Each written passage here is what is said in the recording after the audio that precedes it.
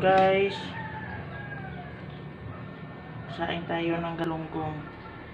Kaya nagsasabi nga ako noon, puro isdang tabang lang yung natitikman namin. Makakita kami ng galunggong, masaya na. Titiis kami lagi noon sa kamatis, ginatang kamatis, ginisang kamatis. Ngayon, Diyos ko, mga kabataan, kahit na galunggong, hindi mo mapakain. Ito, nilagay ko ito. Lagyan natin ng asin. Lagyan natin ito ng asin. Tapos, lagyan natin ng paminta.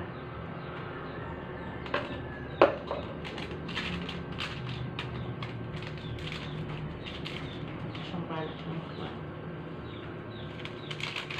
Ito yung pagkakuan. Ito lang ay version ng pagsain ko ng galunggong.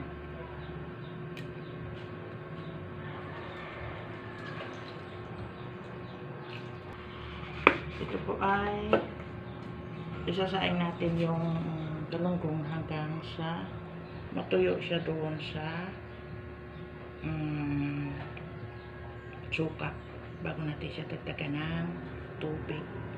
So na guys, pabayaan natin siyang kumulo hanggang siya ay maubos yung suka bago natin. Ang ilalim pala niya may talong, lagyan ko ng eggplant. Ayan guys, ang kuluan na. Naalala ko yung kwento ni Tuno. Nung maliit pa ako, 1 linggo na to, tinitipid lang namin. Maga, tanghali, hapon, almost 1 week na ulam namin ay ganito. Masaya na kami. Ngayon mga kabataan, hindi mo mapaulam na ganito. Ayan. Pero sa akin, masaya na ako pag may ganito. Guys, dahil natuyo na siya sa suka, lagyan natin siya ng tubig at dahan lang yung apoy niya. Mahina lang yung apoy niya. Gain natin siya ng hanggang 2 oras. Yan. Dapat sa dahan lang yung apoy niya. Bye-bye. Thank you for watching. God bless.